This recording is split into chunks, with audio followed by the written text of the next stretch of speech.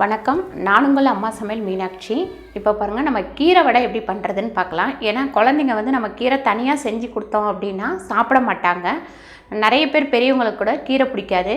இந்த மாதிரி வடை போட்டு கொடுத்தா ஈஸியாக சாப்பிட்ருவாங்க. அதனால் நம்ம கீரை வடை எப்படி பண்ணுறதுன்னு பார்க்கலாம்.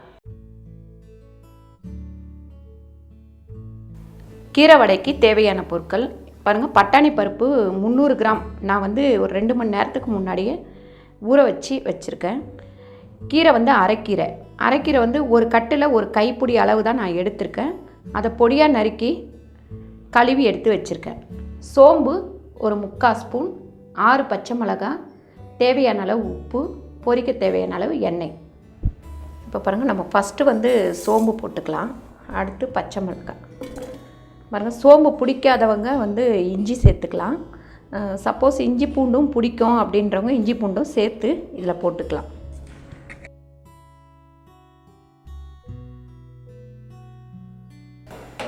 பாருங்கள், இப்போ நம்ம பட்டாணி பருப்பு போட்டோம்னா மசால் வடைக்கு இந்த மாதிரி கீரை வடைக்கெலாம் வந்து நல்லா மொறுன்னு டேஸ்ட்டாக இருக்கும்.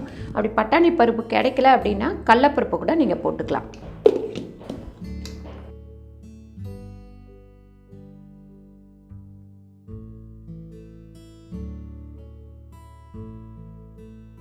பாருங்கள், இந்த அளவுக்கு இப்படி ஒரு பருப்பு வந்து முழுசாக இருந்தாலும் பரவாயில்ல, அப்போ தான் கொஞ்சம் டேஸ்ட்டாக இருக்கும். சப்போஸ் வயசானவங்க சாப்பிட்றதா இருந்தால் நீங்கள் அந்த முழுசு பருப்பு இல்லாத அளவுக்கு அரைச்சிருங்க. இப்போ இதை எடுத்து பாத்திரத்தில் போட்டுக்கலாம்.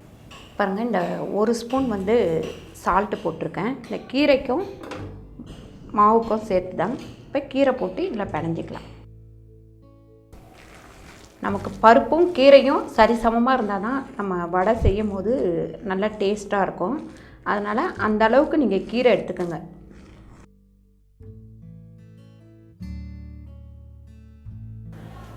பாருங்கள், நம்ம வடை பொரிக்கிறதுக்கு எண்ணெய் வந்து ஊற்றிக்கலாம்.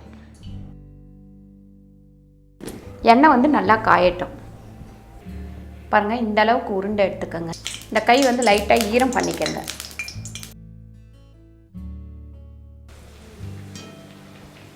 நல்லா இப்படி திருப்பி விட்டிங்கன்னா தான் இது வந்து உள்ளெல்லாம் நல்லா வேகும். ஏன்னா கீரை இருக்கிற தொட்டு மாவு வந்து ரொம்ப சாஃப்டாக இருக்கும்.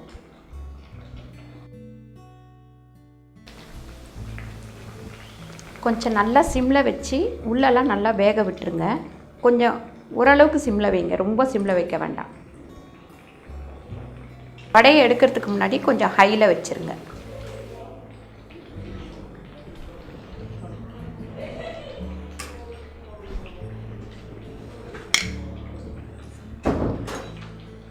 பாருங்கள், இந்த அளவு கலர் வந்தால் போதும். இப்போ வடையை நம்ம எடுத்துடலாம்.